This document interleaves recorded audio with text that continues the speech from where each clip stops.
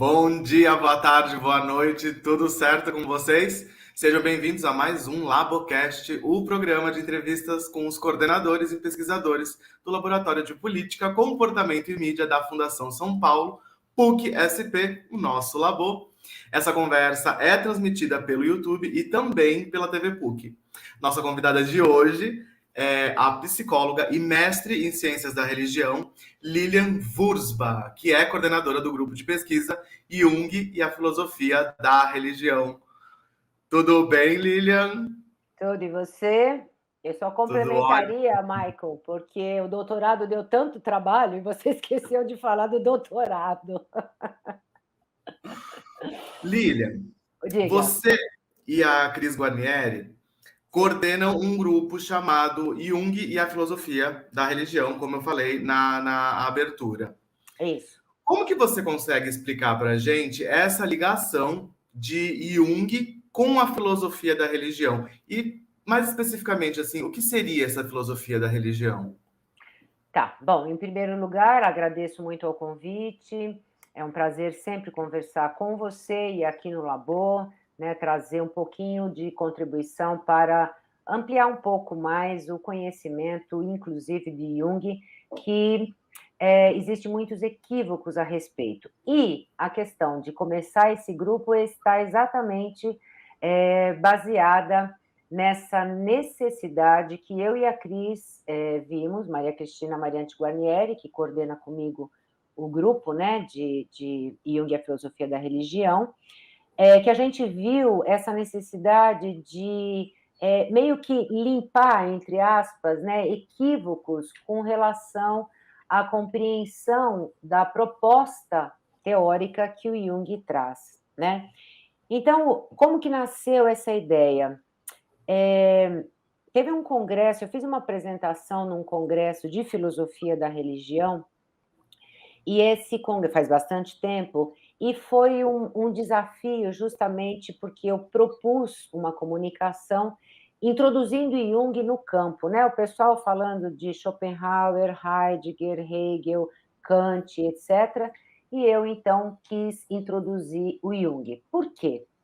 Porque em todos os congressos que eu havia participado até então, e na literatura da filosofia da religião, que eu li, claro que eu não li tudo, mas nunca encontrei nenhuma sinalização, nenhuma referência, por menor que fosse, de Jung, né?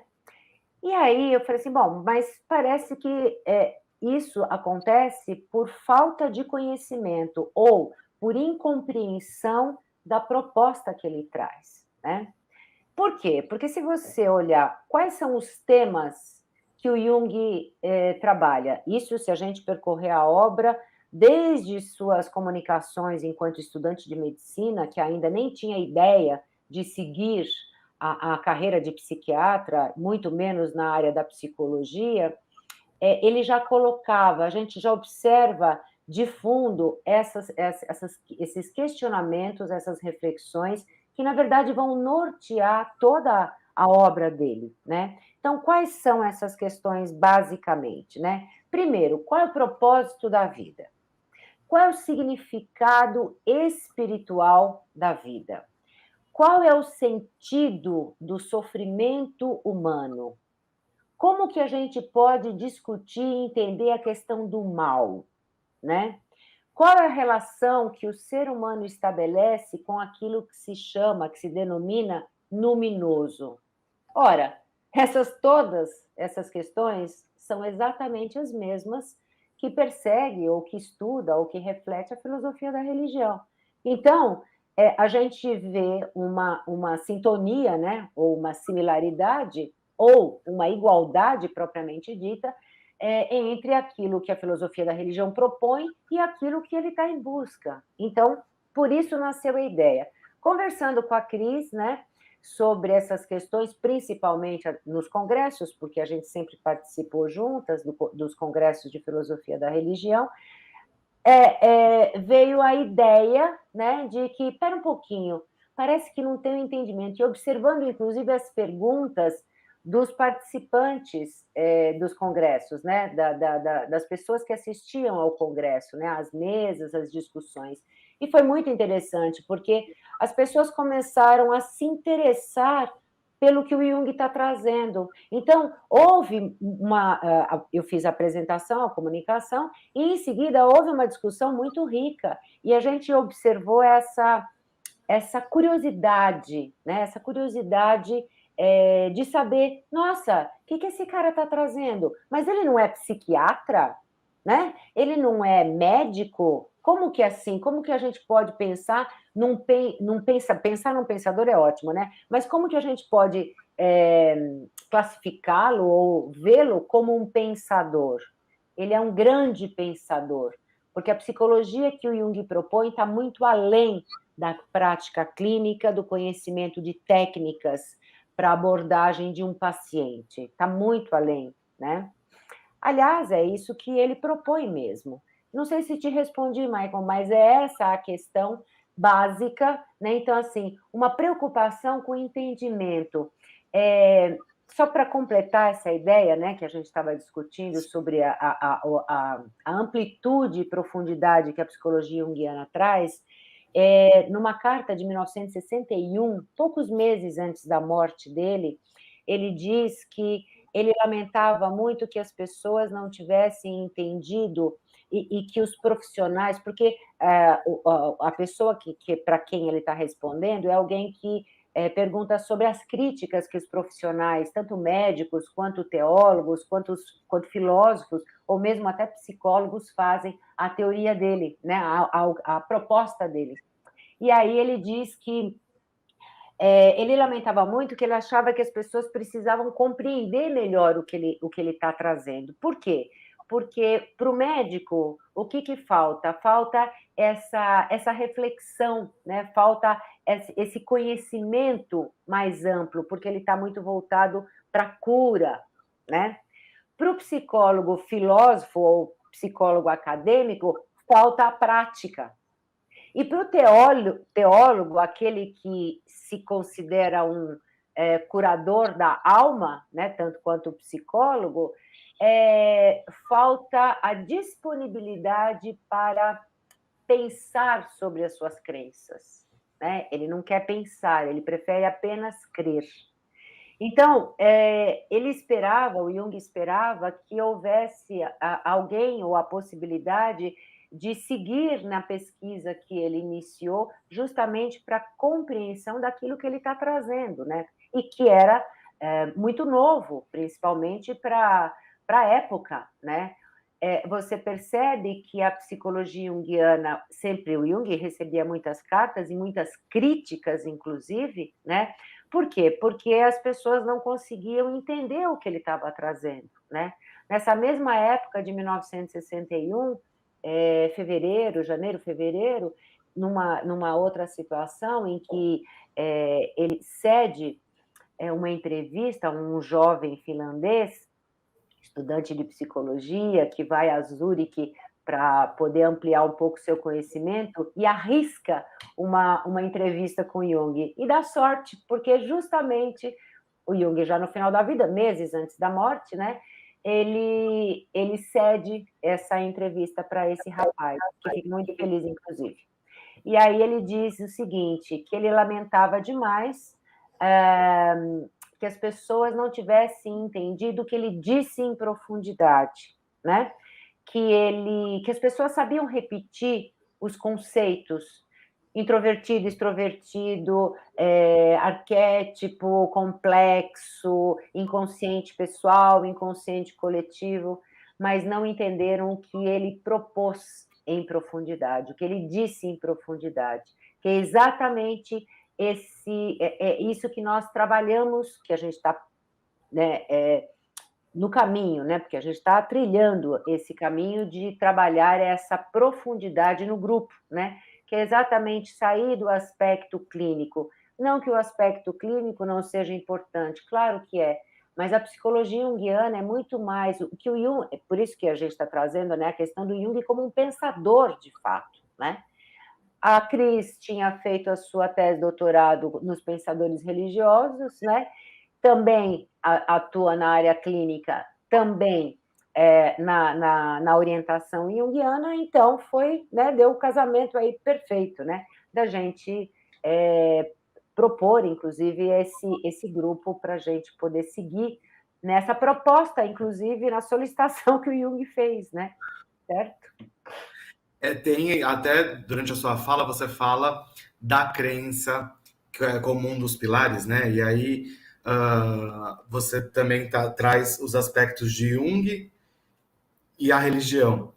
A crença, ela é um fator limitante de fato para certos indivíduos, porque ela pode colocar, assim como ela dá parte do sentido da vida para alguns indivíduos, como Jung também traz, ela pode aprisionar esses indivíduos.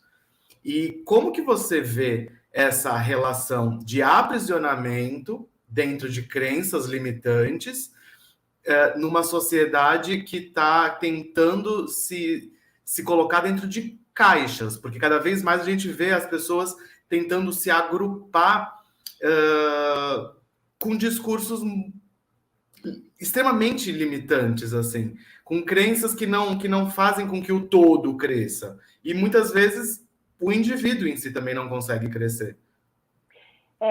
Você sabe que o Jung fala muito, critica muito a ciência de compartimento, né? Nós vivemos numa época dos compartimentos. Você falou das caixinhas aí, das caixas, e eu lembrei da frase dele. Ele, inclusive, fala sobre isso. Tem uma das partes do volume 10 das obras completas que o título é Presente e Futuro. E ele fala exatamente sobre essa questão, né? Essa unilateralização. De qualquer forma, a ciência unilateraliza e faz com que o indivíduo fique alheio, certo? Também.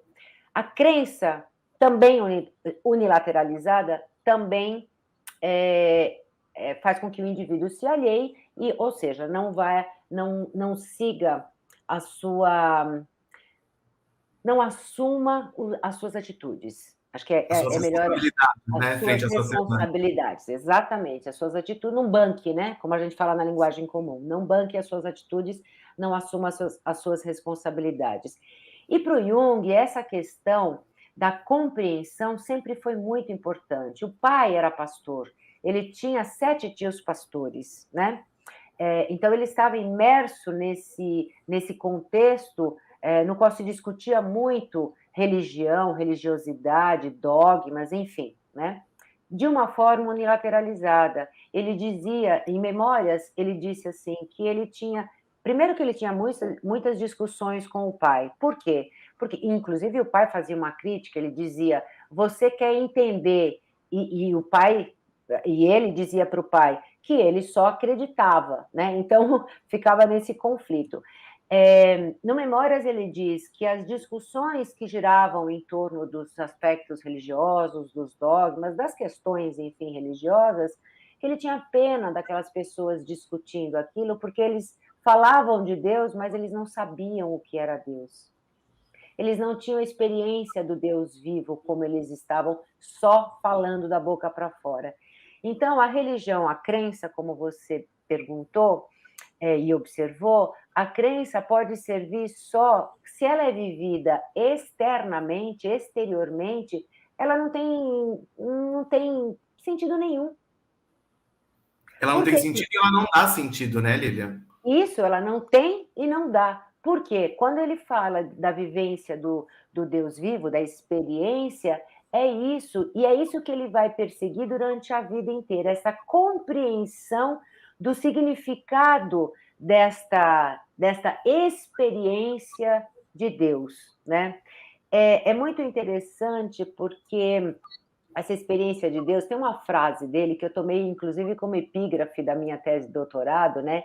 Que ele diz assim, Deus é uma experiência universal, que só é obscurecida por um racionalismo imbecil ou por uma teologia igualmente imbecil. Ele fala isso em 1951, numa carta, em 1951. Então, o que ele quer dizer com isso? Ele não está preocupado com a questão metafísica.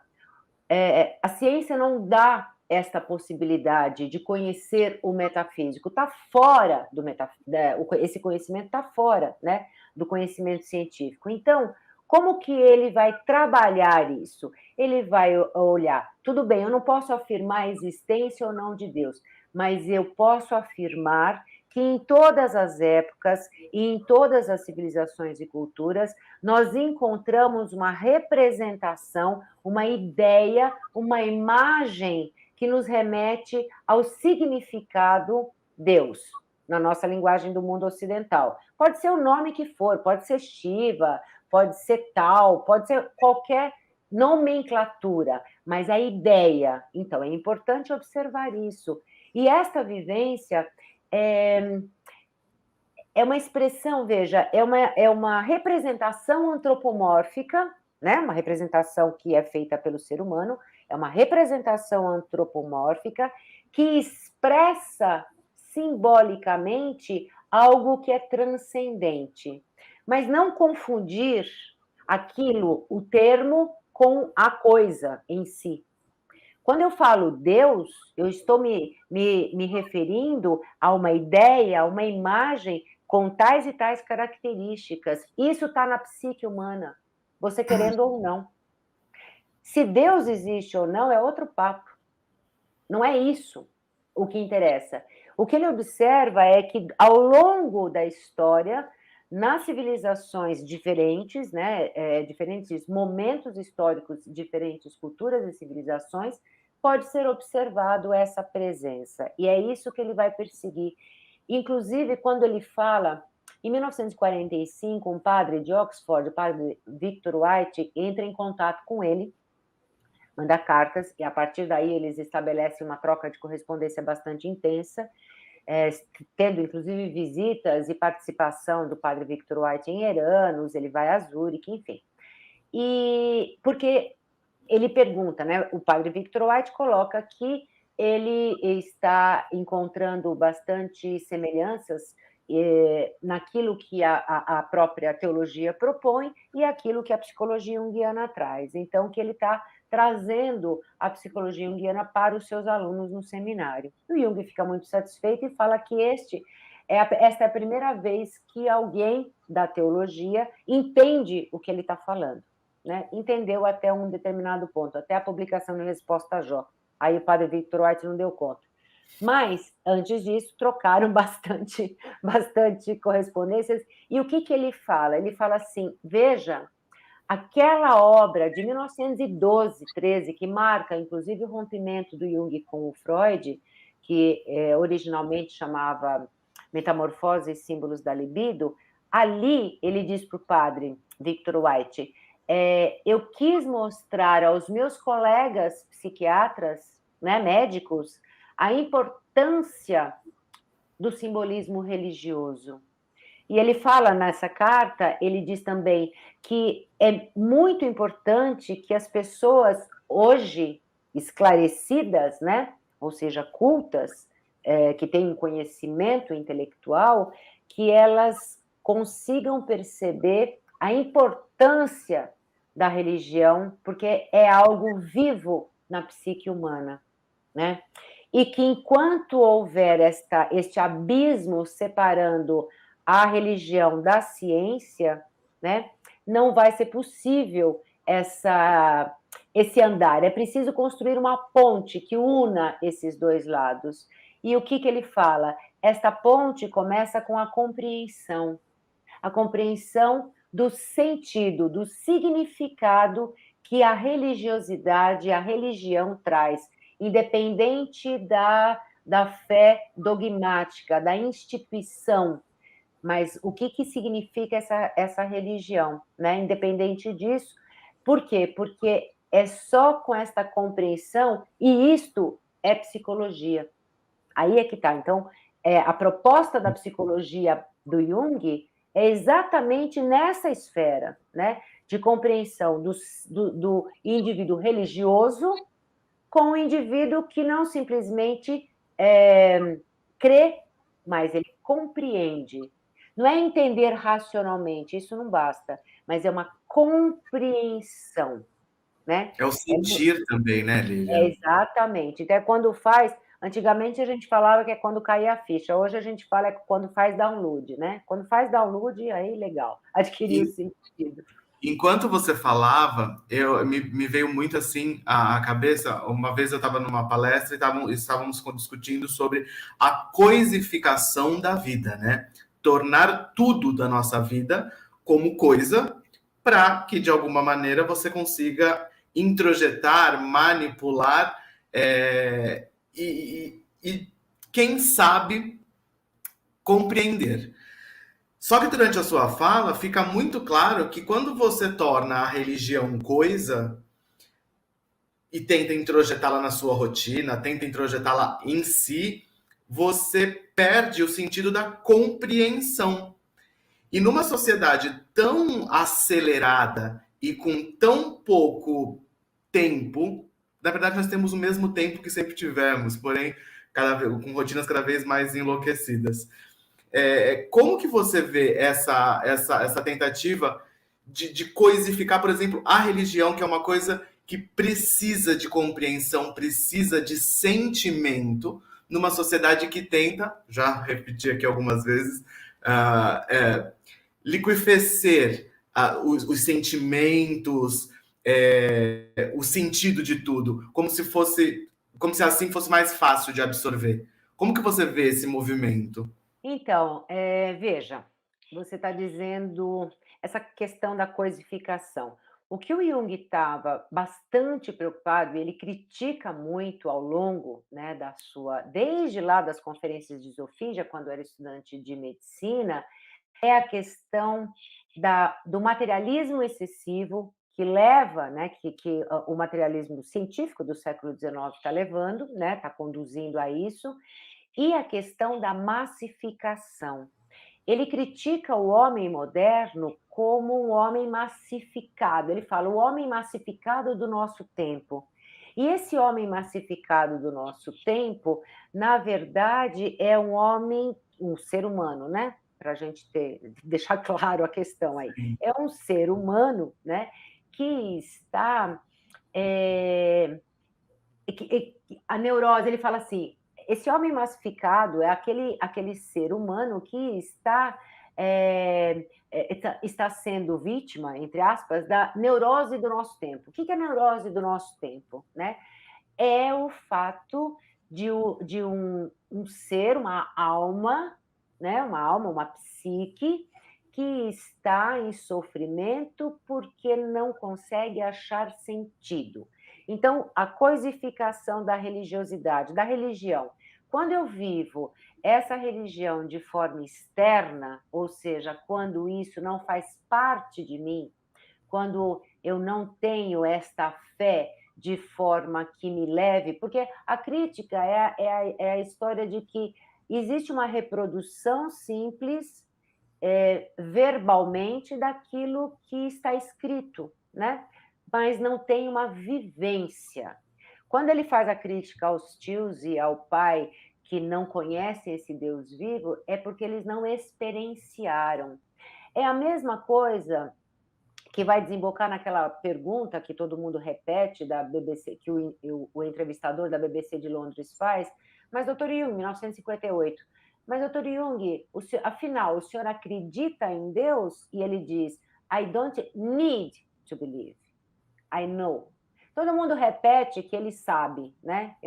E esquece que eu não preciso acreditar, eu não tenho esta necessidade de crença, porque eu sei, eu conheço, eu experienciei. Essa que é a questão. A psicologia junguiana é uma psicologia experiencial. Você vive, né? Enquanto você não tem a vivência, não tem significado, não tem sentido nenhum, que é o que você estava falando da coisificação. Então, não adianta eu ir lá na igreja, assistir a missa e sair e nem lembrar daquilo que o padre disse, e muito menos pôr em prática estas reflexões, certo? Esse tipo de atitude de rotina, né? Tipo, todos estão indo à igreja, logo preciso ir, preciso rezar o Pai Nosso, porque todos estão rezando. O nosso tempo está acabando, mas eu precisava perguntar, esse tipo de comportamento, ele se enquadra dentro do que você falou lá no princípio, que é uma das teorias, né, do Jung, de inconsciente coletivo, de você agir dentro do que o todo te apresenta? Como que você enxerga isso? Como você pode me explicar isso? Olha, Mas o conceito... breve. Super sintético, deixa eu correr então. A questão do conceito do inconsciente coletivo foi... ele não criou, ele não pegou uma bola de cristal e descobriu isso, não é nada disso, né? Não é uma especulação. Ele veio a partir de experiências práticas clínicas, experiências pessoais, experiências com indivíduos, com a vida, né? Vivendo, né? Então, ele observou que existe uma estrutura psíquica que fornece e que permite que o ser humano se desenvolva de tal e tal forma, tá? Então, é uma forma que vai ser preenchida com a vivência da consciência. Então, nessa estrutura psíquica, a psique para o Jung tem basicamente, para ser bem sintética, uma função religiosa. O que é essa função religiosa? A função religiosa da psique está ligada ao quê? A criação de uma consciência que consiga perceber, reconhecer, aceitar e vivenciar que existe algo que a transcende. O que é isso? Esse inconsciente matriz que ele denominou de inconsciente pessoal ou coletivo. Por quê? Porque religião para o Jung, religio, religere, significa exatamente aquilo que nos incute zelo, aquilo para o qual eu tenho um sentimento de reverência, né, que é de uma certa natureza, de ordem superior, que a humanidade sempre denominou divino. É isso. Então, quando eu percebo que eu tenho essa consciência, percebe que existe algo além dela, reconhece, respeita, ela está andando para e passo. Ela não precisa ficar fora, não precisa estar projetado no mundo exterior. Gente, a gente não podia encerrar com uma fala mais incrível. Precisa encerrar o programa de hoje. Muito obrigado, Lilian. Muito obrigado pela aula. Muito obrigado mesmo. A conversa de hoje fica por aqui, mas não deixe de conferir todo o conteúdo que é desenvolvido e publicado nas nossas redes, inclusive no nosso portal offlattes.com. Um beijo e até a próxima.